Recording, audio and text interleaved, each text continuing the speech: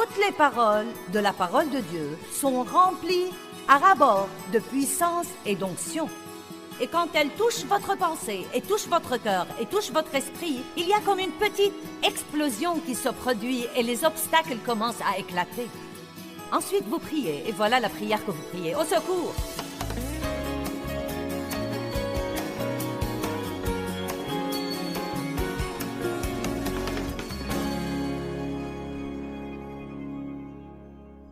Quand vous recevez Christ comme votre sauveur,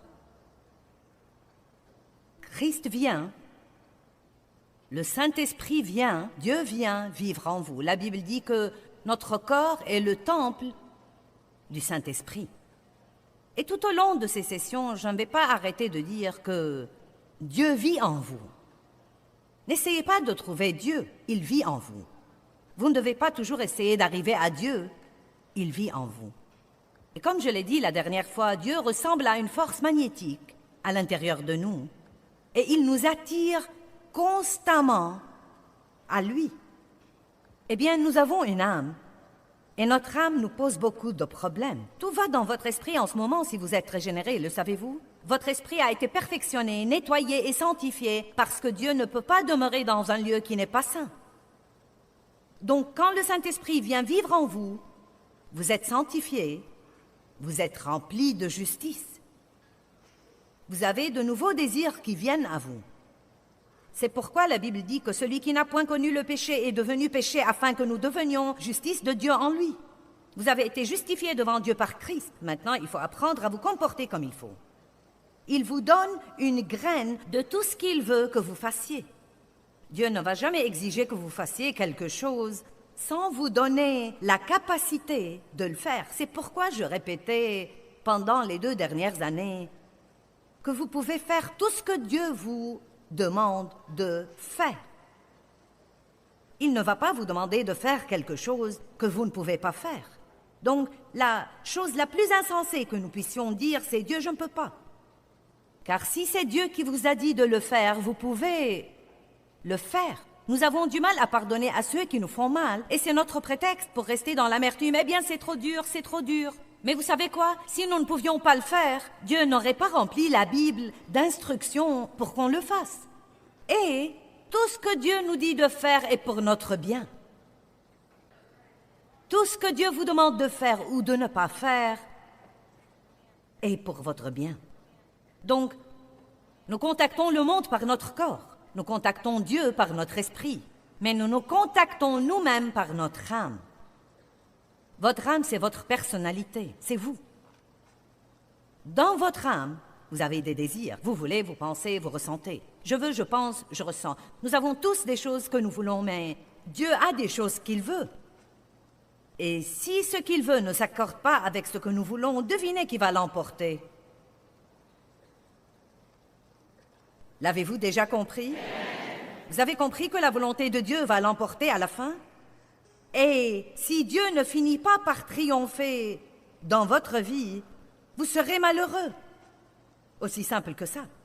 Vous ne serez pas heureux si vous n'êtes pas d'accord avec Dieu. Ça ne va pas marcher. C'est étonnant ce qu'une conscience tranquille peut faire. C'est merveilleux d'être en paix. Nous pensons. J'ai parlé de ça hier, pas autant que je voulais, mais nous pensons, nous pensons, nous pensons, nous pensons, nous pensons, et nous nous attirons tant d'ennuis en pensant. Parfois, nous pensons trop à une chose.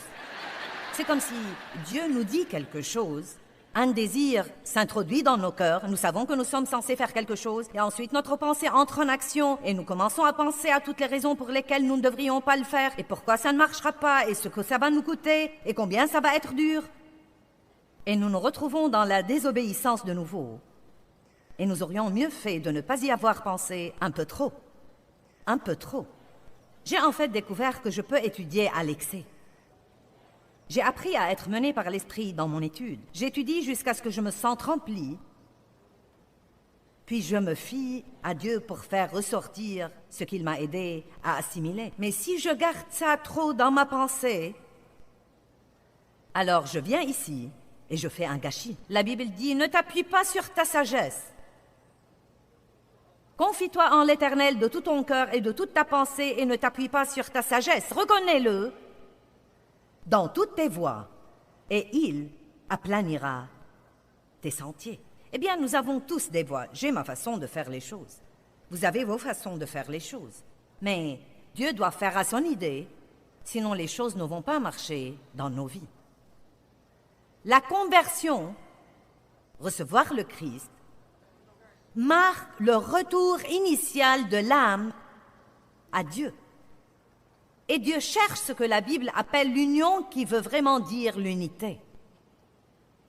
Vous savez, vous pouvez parfois entendre parler du mariage comme l'union de mariage, où l'homme quitte son père et sa mère et les deux deviennent un. Un. Dieu veut être un avec nous. Il veut que nous soyons un avec lui. Cela veut dire penser comme lui, vouloir les mêmes choses. Jésus a dit « Je ne dis que ce que j'entends mon Père dire. Je ne fais que ce que je vois mon Père faire. Celui qui m'a vu a vu le Père. Tout ce qui est à lui est à moi, et tout ce qui est à moi est à lui. » Unité, unité, elle vous donne la puissance. À l'instant où vous recevez Christ comme votre sauveur, vous commencez un voyage, le voyage de toute une vie. Et vous serez dans ce voyage tout au long de votre vie. Il ne s'agit pas tant d'arriver à la perfection avant que Christ ne vous appelle au ciel que de continuer à avancer, à aller dans la direction de Dieu et à faire de votre mieux pour faire tout ce que vous croyez que Dieu vous demande de faire ou de ne pas faire. Dieu ne va pas vous demander de faire quelque chose sans vous donner la capacité de le faire. Dieu ne va pas vous demander de faire quelque chose sans vous donner la capacité de le faire. Si vous commencez à sentir que Dieu vous dit de vous séparer de certains de vos amis parce qu'ils empoisonnent votre âme, et qu'ils ne sont vraiment pas bons pour vous, et qu'ils vous rabaissent toujours, et qu'ils ne mènent pas le genre de vie que vous essayez de vivre, et qu'ils vous tentent toujours d'aller au mauvais endroit et de vous impliquer dans de mauvaises choses. Allez, est-ce que je parle à quelqu'un? Et vous savez que Dieu s'occupe de vous. Mais vous pensez, eh bien, je serai solitaire. Eh bien, je n'aurai pas d'amis. Puis vous pensez, je ne veux pas les blesser. Et donc, malgré toutes ces absurdités, continuez à obéir à Dieu. Alors que vraiment, oui, vous serez solitaire pendant un temps, mais ce n'est pas aussi mauvais que ça. Quand vous n'avez personne d'autre, vous apprenez à mieux connaître Dieu. Et ensuite, au bon moment, écoutez maintenant, si vous sacrifiez la chose à laquelle vous vous cramponnez et qui en fait vous rend malade, il va y avoir un peu de douleur, un peu de gêne dans votre âme. Mais il y aura une résurrection. Après la mort, il y a la résurrection.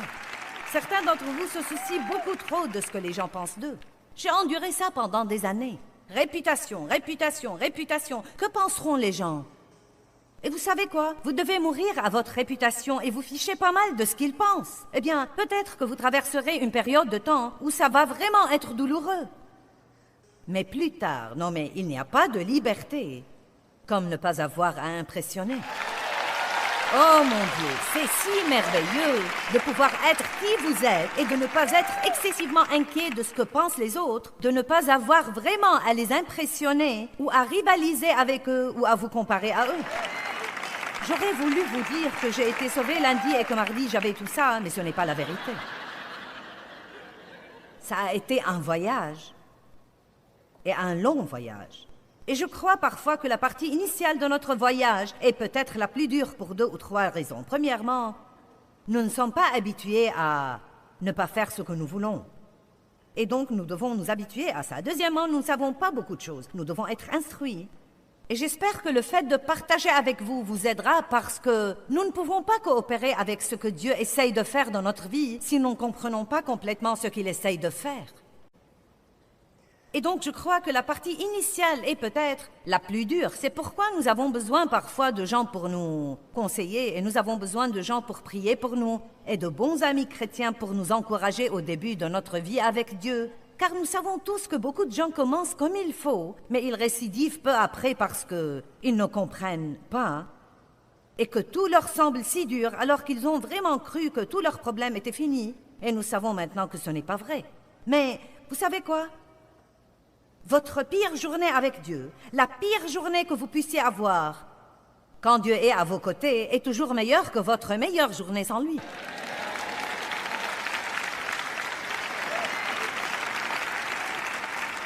Donc, nous commençons ce voyage, mais il y a des obstacles sur notre chemin. L'âme est une chose intéressante parce que Dieu veut utiliser notre âme, mais Satan aussi veut utiliser notre âme. Dieu veut parler par votre bouche, mais le diable aussi veut parler par votre bouche.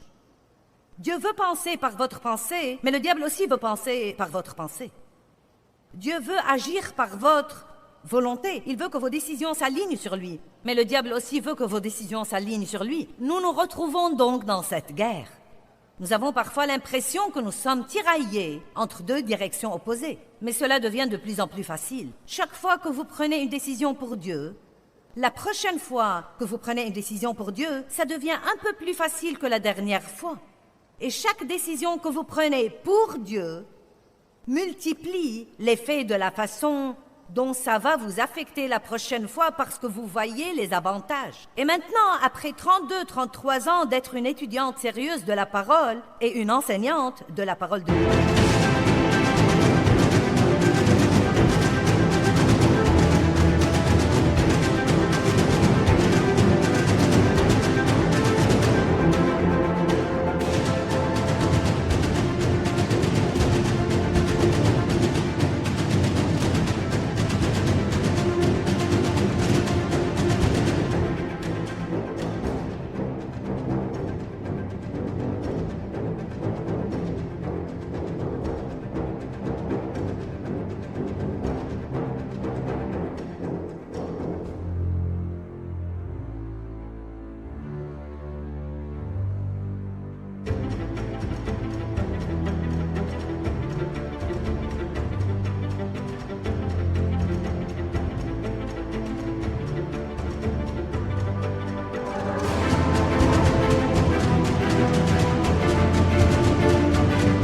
Dieu est réellement Dieu étant le centre de ma vie, ce n'est pas si difficile pour moi maintenant d'obéir à Dieu, même dans les choses difficiles. Mais c'était un cauchemar auparavant. Vous m'avez déjà entendu raconter mes histoires comme celle de remettre mon chariot à sa place? Il m'a fallu 2 ans. 2 ans pour arriver au point d'obéir à Dieu toutes les fois. Et quand j'allais à l'épicerie, c'était à l'époque où j'avais commencé. Je donnais une étude de Bible à la maison. J'avais mes enfants. Rien chez Dave ne me plaisait. Je voulais qu'il change. Je n'aimais personne. Je ne m'aimais pas. Vous savez, tous mes enfants me rendaient folle. Et vous savez, j'allais à l'épicerie, je n'avais pas d'argent. Vous savez, tout devait être calculé. On devait attacher les coupons. Tout ça était un cauchemar. Mais je donnais déjà une étude de Bible, j'étais régénérée, remplie de l'esprit, j'avais un appel sur ma vie. J'aimais Dieu, et Dieu a commencé à me dire de remettre mon chariot d'épicerie à sa place. Pourquoi devrais-je faire ça? Personne d'autre ne le faisait. 2 ans! 2 ans! Où Dieu m'a martelé avec ça, avant que je ne le remette s'il pleuvait, et le remette s'il neigeait, et le remette si j'étais pressée. Non, mais de le remettre là où il devait être. Et si là où il devait être était rempli et qu'il n'y avait pas de place, je le ramenais au magasin, je le prenais au magasin et je le remettais à sa place. 2 ans! L'autre jour, je me faisais faire mes ongles et je suis allée aux toilettes et j'ai utilisé le dernier papier toilette qui était sur le rouleau. Et non, mais je sais tout de suite. Cherche un rouleau. Trouve où il est dans la salle. Vois si c'est quelque part. Cherche un nouveau. Remplace-le. Vous savez, ma chair était un peu comme... Je ne sais pas où il est. Eh bien, cherche-le. Eh bien, vous savez... Mais tout ça a pris peut-être, je ne sais pas, moins d'1 minute. Et j'ai fait ce que Dieu m'a dit de faire. Et vous pensez, des chariots d'épicerie et du papier toilette, je suis venue pour écouter la parole de Dieu. Puis-je vous dire quelque chose? Si vous n'allez pas obéir à Dieu dans de petites choses comme ça, vous feriez aussi bien d'oublier l'obéissance à Dieu dans d'autres trucs. Et vous n'êtes pas tous obligés d'aller à l'université de théologie pour apprendre à obéir à Dieu. Vous pouvez aller à l'université du Saint-Esprit et il vous l'apprendra où que vous soyez. Je n'ai pas été à l'université. Mais regardez-moi. Et je dis la vérité, je vous raconte ces histoires parce que c'est là où Dieu a commencé à me former. Je passais beaucoup de temps à l'épicerie et c'est là où ça a commencé. Dieu m'enseignait l'intégrité.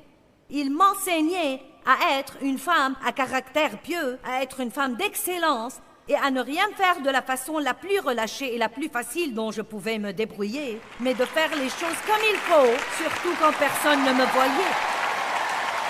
Personne n'était dans cette salle de bain avec moi. Personne n'allait savoir si j'avais remplacé le papier toilette ou si j'avais laissé à la personne suivante de faire ça.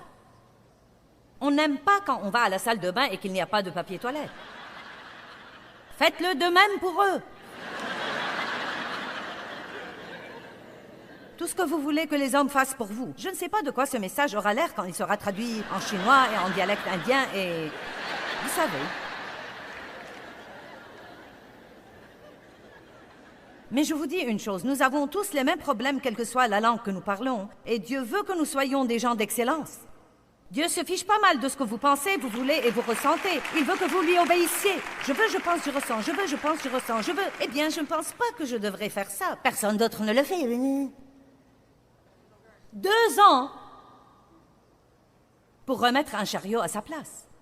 Des obstacles qui nous entravent. Des choses comme une attitude impossible. L'égocentrisme. Je ne comprenais pas pourquoi je n'étais pas heureuse. J'allais à tous les séminaires. Je faisais la guerre spirituelle.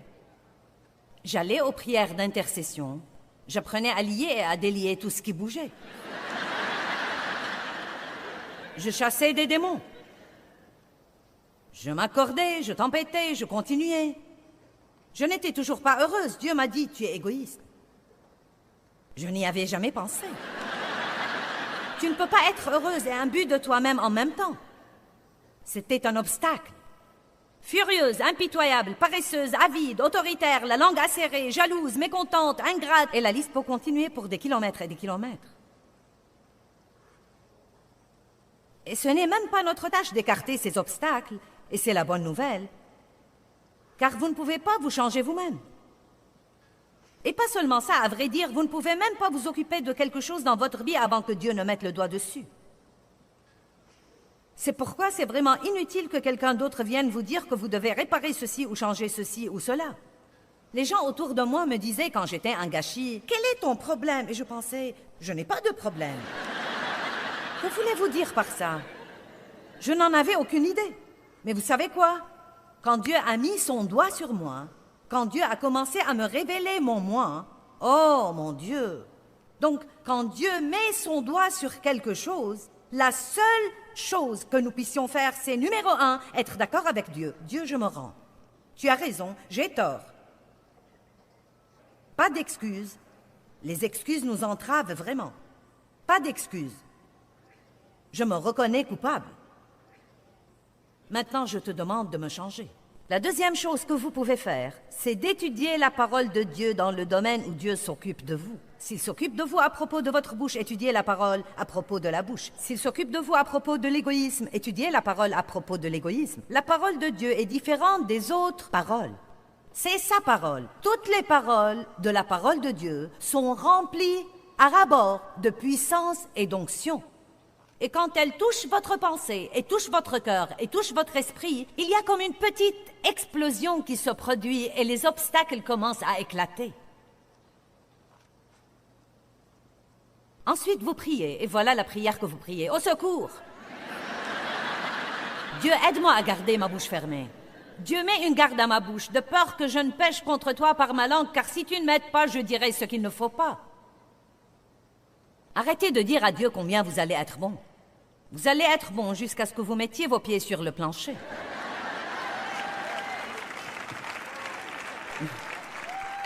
Je parie que Dieu rit quand nous commençons tous les matins à faire nos plans pour la sainteté. Ah oui, aujourd'hui, je ne vais pas pécher. Je ne vais rien dire de mauvais, Dieu.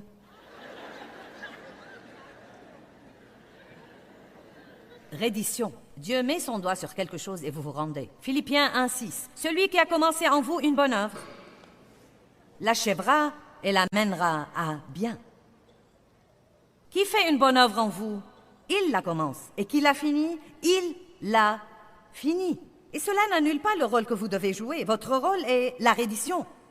Nous pouvons être têtus et rebelles et nous pouvons continuer à résister à Dieu, mais si nous nous rendons, voici ce qui arrive. La reddition égale, vous devez savoir ceci, la reddition égale la douleur avant le plaisir.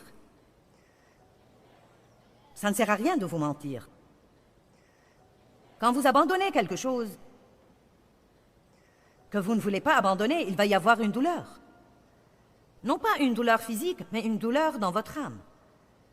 Une douleur de l'âme. Cela nous blesse, cela blesse nos émotions. Quand nous ne voulons pas laisser passer quelque chose, mais nous le faisons. Quand Dieu nous dit d'aller faire la paix avec quelqu'un qui nous a fait du tort et qui ne nous a pas traités équitablement, et pourtant Dieu nous enseigne de sa parole à continuer à l'aimer et à ne raconter à personne ce qu'il nous a fait et de continuer de prier pour lui. C'est comme la reddition égale la douleur avant le plaisir. Ce serait une bonne formule à mettre sur une pancarte et à accrocher chez vous. La reddition égale la douleur avant le plaisir. Dieu m'a donné de petites choses comme ça au cours des années. Une autre chose qu'il m'a donnée il y a longtemps, c'est que les œuvres de la chair égalent la frustration. À l'instant où je me suis mise à faire les œuvres de la chair et que j'ai essayé de changer Dave et que j'ai essayé de changer un de mes enfants, je n'ai obtenu que la frustration. Pourquoi? Parce que je n'ai pas mis Dieu dans l'équation. Je ne suis pas allée à Dieu en disant « Dieu, je ne peux changer personne et j'ai besoin de changement plus que tous les autres. Je vais donc prier pour eux et je te prie de travailler sur moi et je me fie à toi pour t'occuper de ça aussi. » La reddition veut dire qu'il va falloir renoncer à quelque chose que je crois que je veux, mais que Dieu, en fait, sait que ce n'est pas la meilleure chose pour moi. Une de mes amies aime les vacances et elle aime surtout les croisières. Et cette année, une amie lui a demandé de faire une croisière avec elle qu'on lui avait donnée pour deux. Donc maintenant, elle allait non seulement avoir une croisière, mais encore gratuite. Et elle était toute excitée, mais elle a commencé à sentir qu'elle n'était pas censée aller. Dieu ne lui a même pas donné une raison. Elle n'avait pas la paix là-dessus. Oh, où serions-nous si nous apprenions à suivre la paix et à ne pas avoir toujours à tout comprendre? Donc, elle a obéi et elle a dit « Je ne peux pas aller ». Elle et son mari avaient prévu une croisière pour leur 25e anniversaire. Dieu a commencé à s'occuper de lui. « Tu n'es pas censé aller ». Et il a dû le lui dire. Ils avaient de l'argent qu'ils allaient utiliser pour un peu de décoration. Et Dieu a commencé à lui dire de donner cet argent. Aïe, aïe, aïe! Mais vous savez ce qu'elle m'a dit? J'ai hâte de voir ce que Dieu va faire. Vous voyez, c'est l'attitude que vous devez avoir. Quand Dieu vous demande de donner quelque chose, vous devez être tout excité parce qu'il y a quelque chose qui se prépare qui sera tellement meilleur que la chose que vous attendiez. Et c'est comme ça que nous devons vivre au lieu de dire « Oh, je n'arrive pas à croire que Dieu ne me laissera pas ça. Dieu ne... »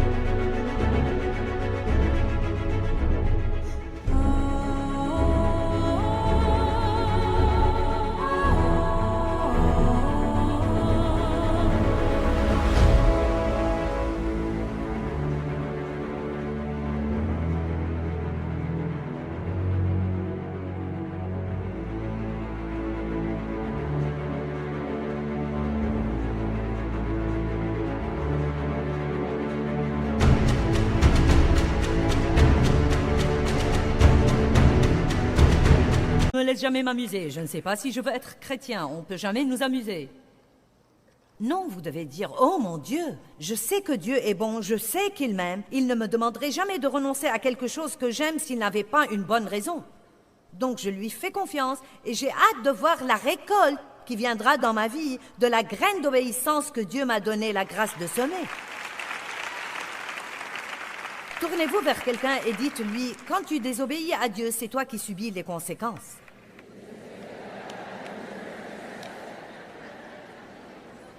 Maintenant, l'unité avec Dieu, entrez dans l'unité. Vous comprenez tous quand je dis l'unité avec Dieu? Entrez dans l'unité avec Dieu. Lui donnez votre pensée, lui donnez votre bouche, lui donnez vos divertissements, lui donnez votre argent.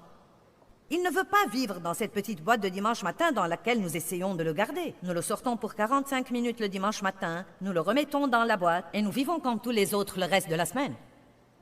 Non, non, non, non, non, non, non, non, non, non. Si c'est ce que vous voulez, vous êtes dans le mauvais bâtiment et vous devez essayer de vous évader rapidement. La reddition égale la douleur avant le plaisir. Mais je suis si heureuse maintenant que je peux à peine me tenir en place. Et vous ne savez pas combien d'années j'étais malheureuse. Vous ne savez pas combien d'années j'étais une chrétienne malheureuse. Vous ne savez pas combien d'années j'étais une prédicatrice malheureuse. Mais plus jamais. Oh, plus jamais. Vous savez quoi, je suis contente. Je suis heureuse, je suis paisible. Je n'ai même pas besoin de faire à mon idée maintenant pour être heureuse.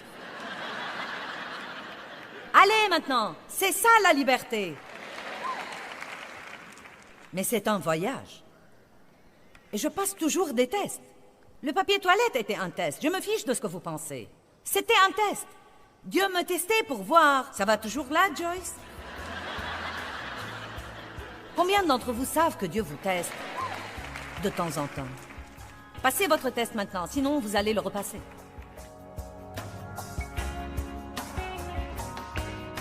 La religion nous donne un règlement, mais Jésus nous donne une nouvelle nature et il nous offre une relation personnelle avec Dieu par lui. Et plus nous passons de temps avec lui, plus nous devenons justes comme lui. Nous devons grandir à l'image de Christ.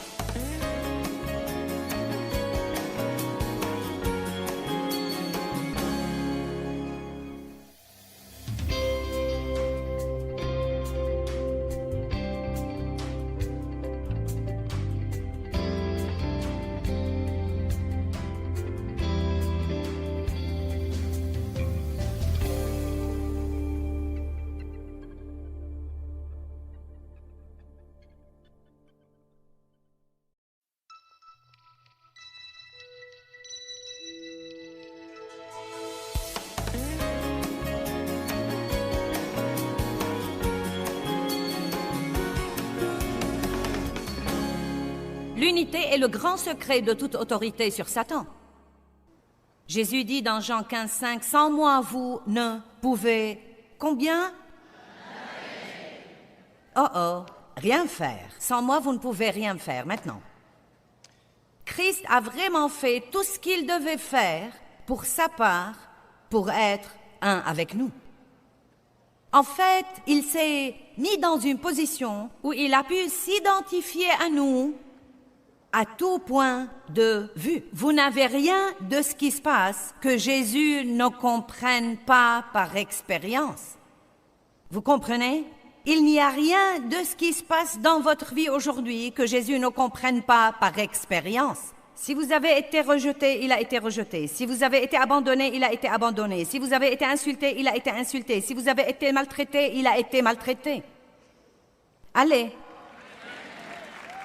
Si vous avez souffert, il a souffert. Si vous avez eu mal, il a eu mal.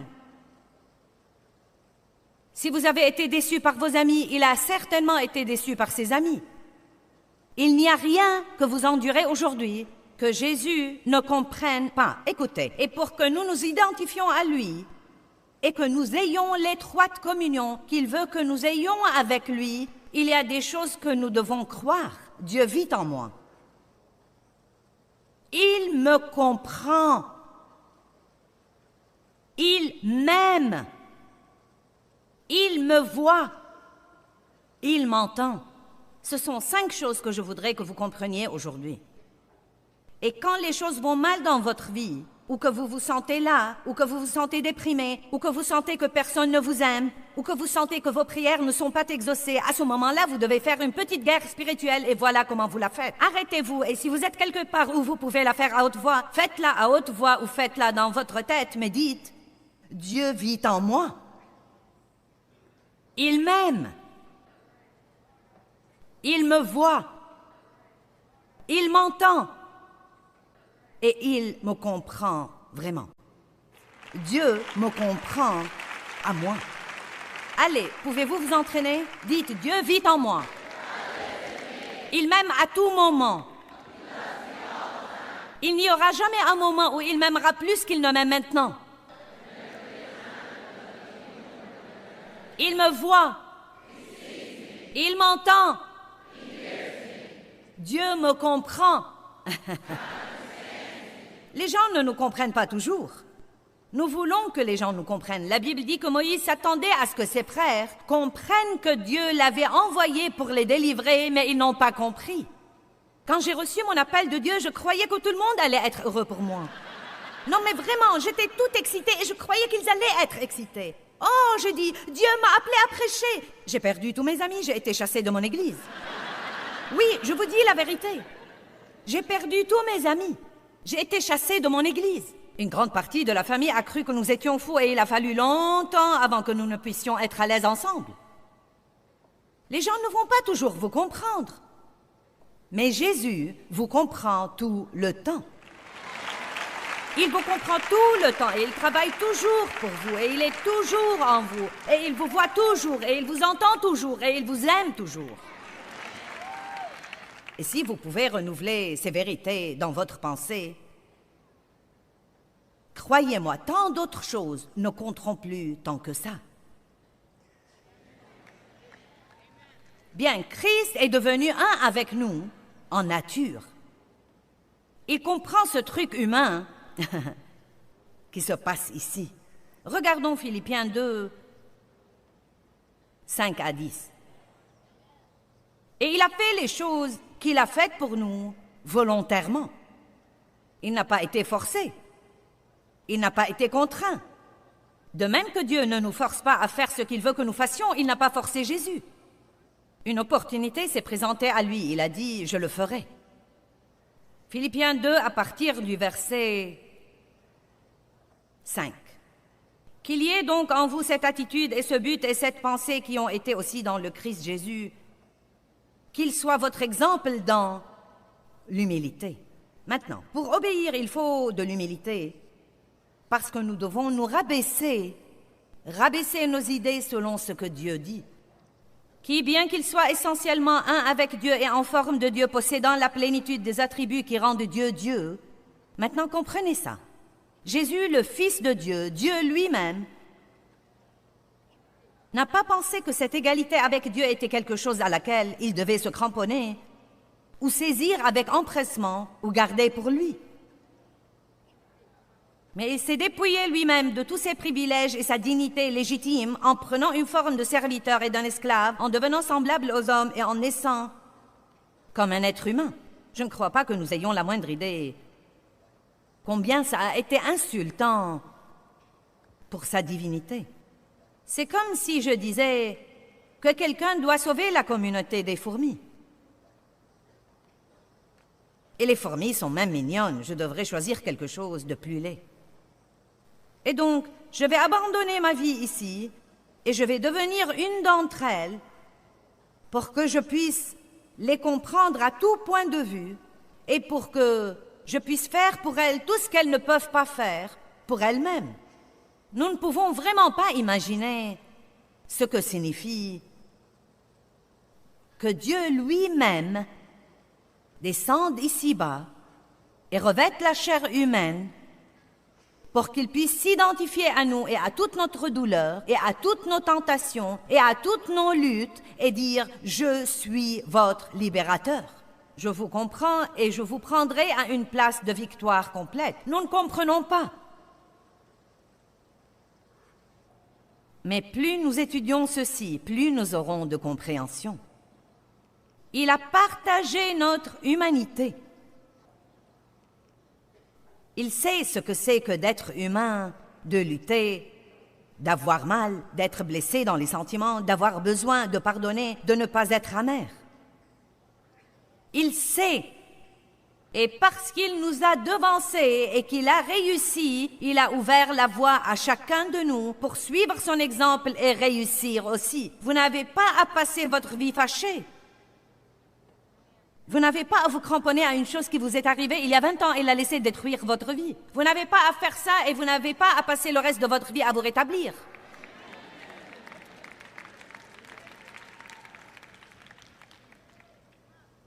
Cela peut prendre quelque temps, mais pas toute votre vie.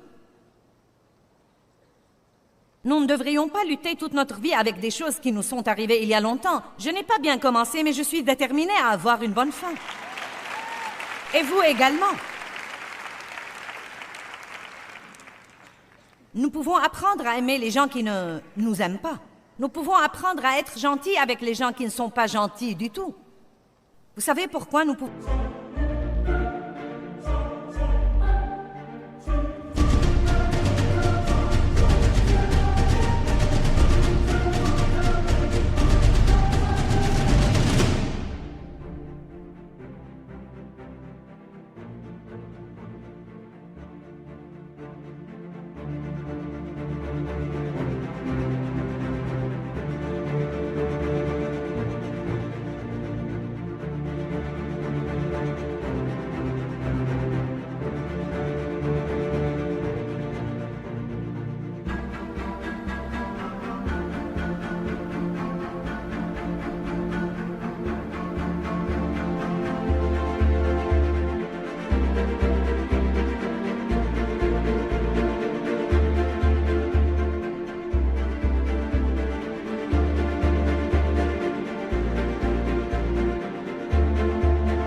Parce que Jésus l'a fait.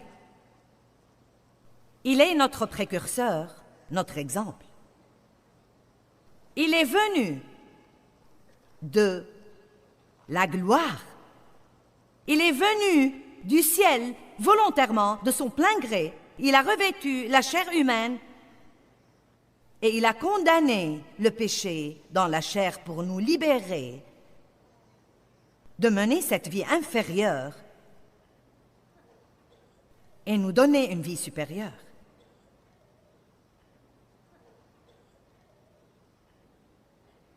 Il s'est dépouillé de tous ses privilèges. Verset 8. Et étant trouvé en figure comme un homme, il s'est abaissé lui-même et s'est humilié davantage, se rendant obéissant jusqu'à la mort, même jusqu'à la mort de la croix. C'est pourquoi aussi, parce qu'il s'est tellement abaissé, Dieu l'a souverainement élevé et lui a donné un nom au-dessus de tout nom, afin qu'au nom de Jésus fléchisse tout genou. Donc, que voyons-nous ici? Il s'est rendu et il a eu la douleur, mais ensuite il a eu le plaisir.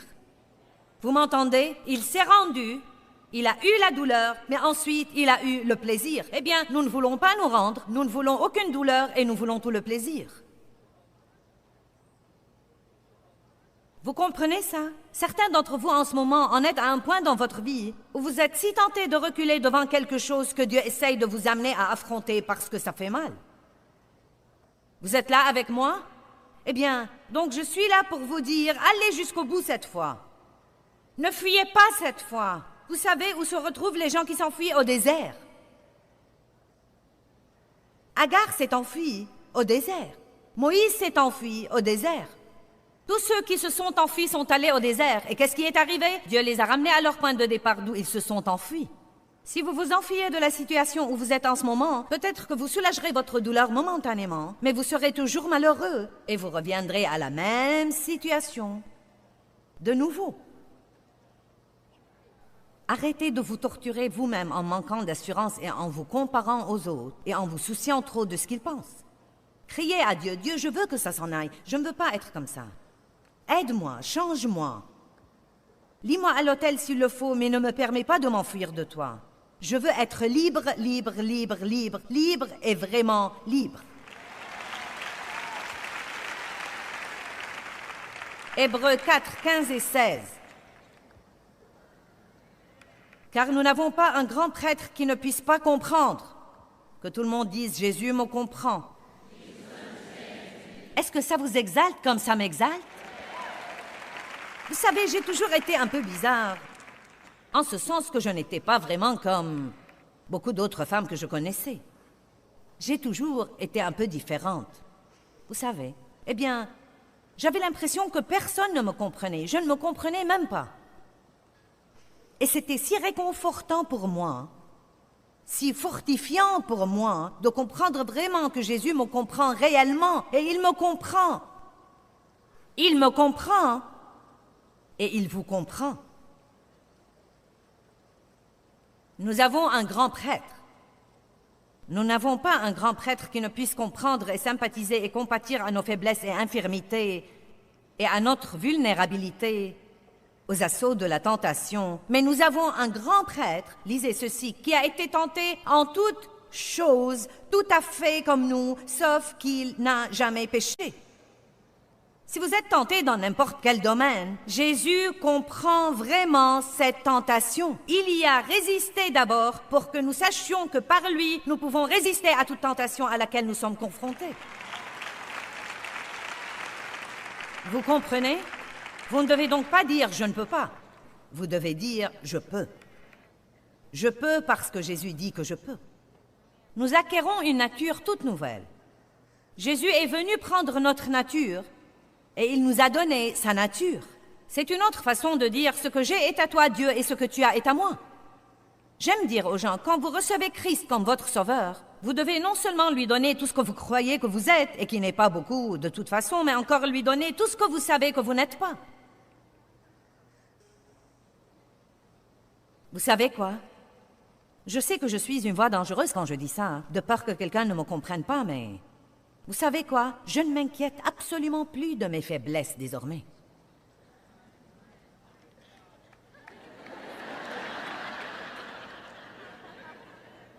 Pourquoi? Parce que la Bible dit que Dieu utilise des peaux fêlées.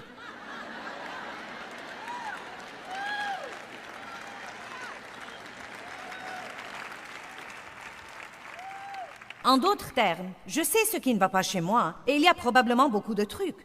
Je vais probablement toujours être un peu mordante, je vais toujours être un peu insolente. Je ne suis pas sûre que je passerai trop de jours d'affilée sans que ma bouche ne m'attire des ennuis. Et je veux changer, je prie, je me repens. Seigneur, je me repens 100 fois par jour. Dieu, je suis si désolée. Aide-moi.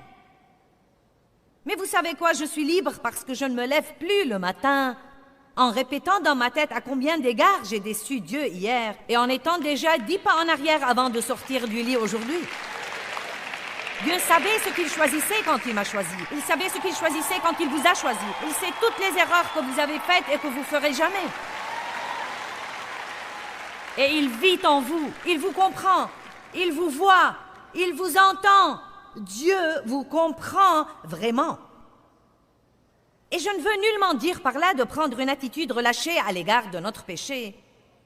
Mais vous savez quoi? Nous avançons vers ce but de perfection, mais il n'y a pas une seule personne qui va l'atteindre tant qu'elle a un corps charnel.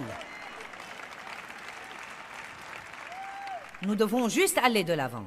Allez de l'avant. Oubliez ce qui est arrière, allez de l'avant. Oubliez ce qui est arrière, allez de l'avant. La culpabilité nous affaiblit et donc nous répétons toujours la même chose. Mais vous savez quoi? J'aime Dieu. Oh mon Dieu, j'aime Jésus. Ouh, j'aime Dieu. J'apprécie tellement ce qu'il a fait pour moi. Et vous savez quoi? Je me lève tous les jours et je fais de mon mieux. Et c'est tout ce que veut Dieu. Arrêtez de faire pression sur vous-même pour être autre chose qu'humain. Jésus s'est identifié à notre humanité. Le christianisme n'est pas un programme pour que vous vous recréiez. Or, la religion vous dira ça. Bienvenue à l'église, faites ceci, faites ceci, faites ceci, faites cela, et ne faites pas ceci, et ne faites pas ceci, et ne faites pas cela. Bienvenue dans notre groupe. Mais pas Jésus. Quand il fait une fête, vous venez comme vous êtes. Venez comme vous êtes. Je vous donnerai une nouvelle nature. Vous savez quoi? La religion nous donne des règles. Jésus nous donne une nouvelle nature. Il nous donne une nouvelle volonté. La religion dit « vous devez ». Jésus dit « non, vous voulez ». Je vous donnerai une nouvelle volonté. Et plus vous tombez amoureux de Jésus, plus vous comprendrez les choses dont je vous parle aujourd'hui, ce qu'il a fait pour vous, à quel point il a été bon envers vous, à quel point il vous comprend, il est en vous, il vous aime, il travaille pour vous. Plus vous voudrez faire ce qu'il faut et vous résisterez à la tentation juste parce que vous aimez Dieu, non pas parce que vous devez, mais parce que vous voulez. Et je crois en réalité que sous le Nouveau Testament, même les 10 commandements deviennent des promesses et non pas des lois. Sous l'Ancien Testament, il y avait « tu ne devras pas, tu ne devras pas, tu devras et tu ne devras pas ». Mais je crois que sous le Nouveau Testament, c'est « tu ne voudras pas ». Tu ne voudras pas faire ça. Ce ne sera pas ta volonté. Pourquoi? Parce que si quelqu'un est en Christ, il est une nouvelle créature. Les choses anciennes sont passées et toutes les choses à l'intérieur de l'homme deviennent nouvelles. Nous nous tournons vers le Christ et tout ce que nous devons faire maintenant, c'est de dire « Je veux marcher avec toi, Dieu, pour écarter tous les obstacles de ma vie. Tant que je suis sur terre et jusqu'à ce que tu me prennes au ciel, je veux tous les jours faire des progrès. » J'aime ma relation avec Dieu car nous travaillons sur quelque chose tous les jours. Nous travaillons sur quelque chose tous les jours et je crois que c'est passionnant. Parce que cela me montre que Dieu m'aime tellement qu'il ne me laisse pas tranquille.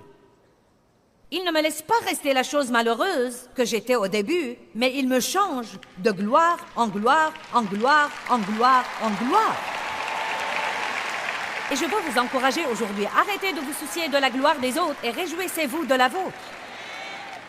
Si vous ne priez que 5 minutes par jour en ce moment, mais que c'est une grande chose pour vous, réjouissez-vous-en. Et quand vous allez déjeuner avec sœur super chrétienne qui vous dit qu'elle prie 4 heures par jour, ne soyez pas condamnés. Que Dieu te bénisse, je crois que tu as plus de grâce que moi en ce moment. Et si vous voyez les choses comme ça, demain ce sera 10 minutes, le jour suivant 15, une semaine plus tard 1 heure.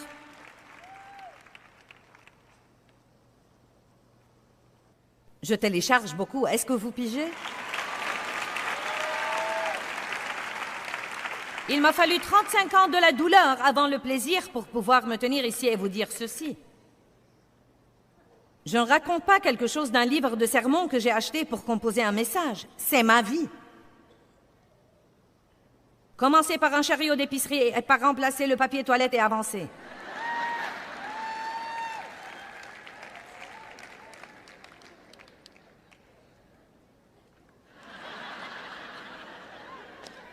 Seigneur, j'ai trop à dire et pas assez de temps. La divinité est restituée à l'homme intérieur. Dieu vient nous sanctifier. Et la Bible nous appelle des saints et non pas de petits saints.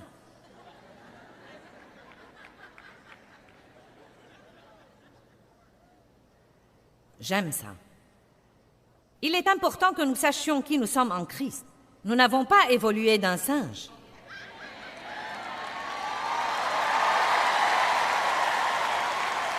Non, mais comment peut-on avoir une bonne image de soi quand on croit sincèrement que notre ancêtre était un singe?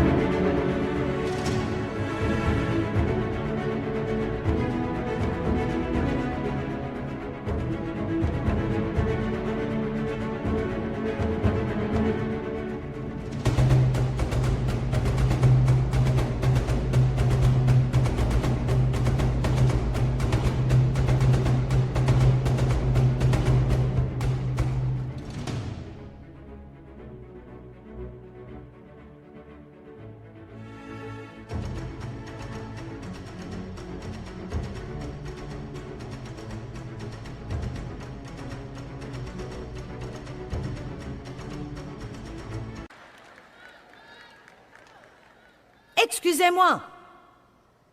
Nous ne sommes pas des animaux, nous ne devons donc pas nous comporter comme tels. La théorie de l'évolution a causé tant de dégâts à l'image de l'homme de lui-même.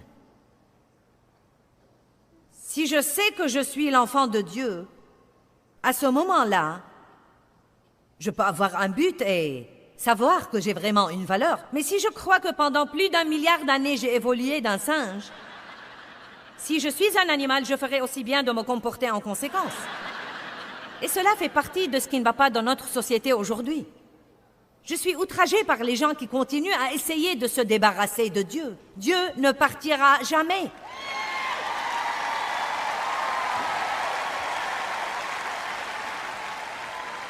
Pouvez-vous me dire comment pourrait-on penser, étant donné tout ce qui se passe, qu'en finir avec Dieu soit la solution de quoi que ce soit? Non, mais nous avons besoin de Dieu, Dieu, Dieu, plus de Dieu, plus de Dieu, plus de Dieu, Dieu, Dieu, Dieu, Dieu, plus de Dieu. Et si tous les autres n'en veulent pas, je vais toujours l'avoir dans ma vie, sans me soucier de ce que pensent les autres, ou s'ils veulent être amis avec moi, ou s'ils ne veulent pas être amis avec moi. Les gens peuvent croire ce qu'ils veulent, mais ils doivent arrêter de nous dire que nous ne pouvons pas croire.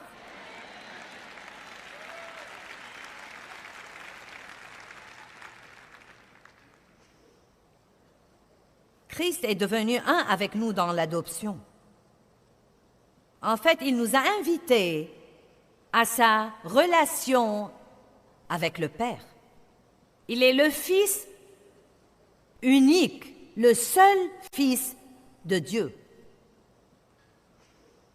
Et il nous permet de partager cette relation. 1 Jean 3:1 dit « Voyez de quel amour le Père nous a fait don que nous soyons appelés enfants de Dieu. » Vous comprenez ça? Il nous a invités à cette relation. Il nous a appelés ses frères. Vous devenez un avec lui. Un enfant de Dieu, adopté, dit la Bible.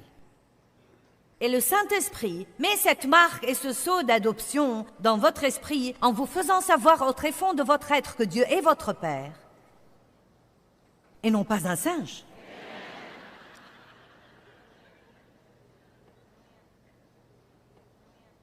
Non mais, n'est-ce pas malsain?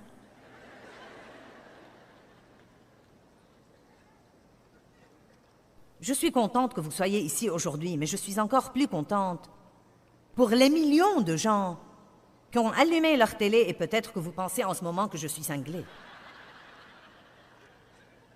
Mais si je peux juste avoir 5 minutes pour vous informer que Dieu vous aime, il vous a créé de sa main dans le ventre de votre mère.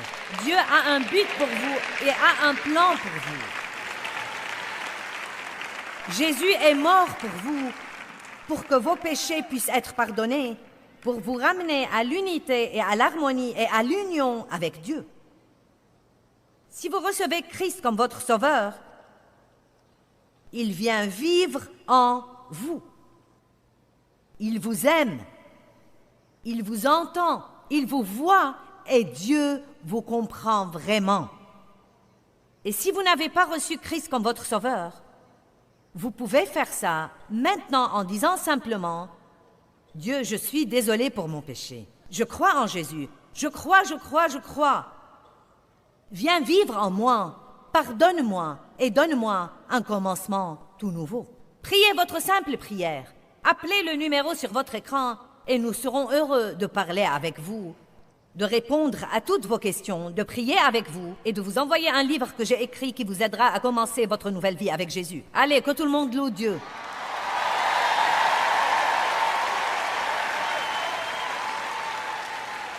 Voyez de quel amour le Père nous a fait donc que nous soyons appelés enfants de Dieu. Quel genre d'amour est celui-là?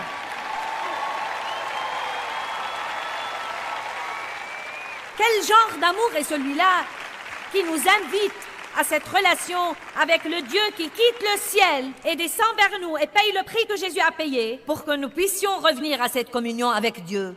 Il a été battu, il a répandu son sang.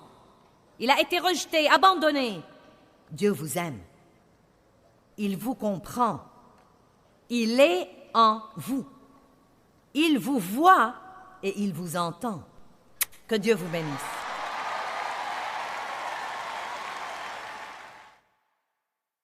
La religion nous donne un règlement, mais Jésus nous donne une nouvelle nature et il nous offre une relation personnelle avec Dieu par lui. Et plus nous passons de temps avec lui, plus nous devenons justes comme lui. Nous devons grandir à l'image de Christ.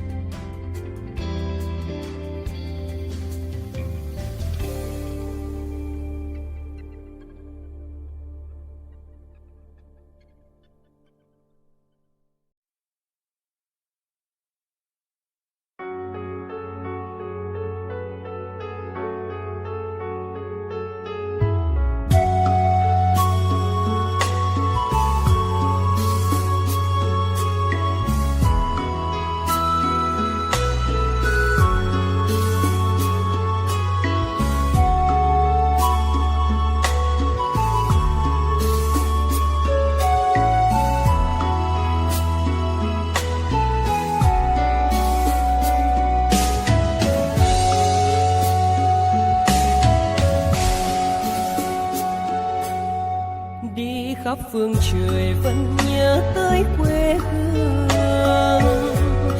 Người về đây thăm làng Trù quê mẹ và làng Sen quê cha, xúc động bồi hồi người rơi giọt lệ, thương mái nhà tranh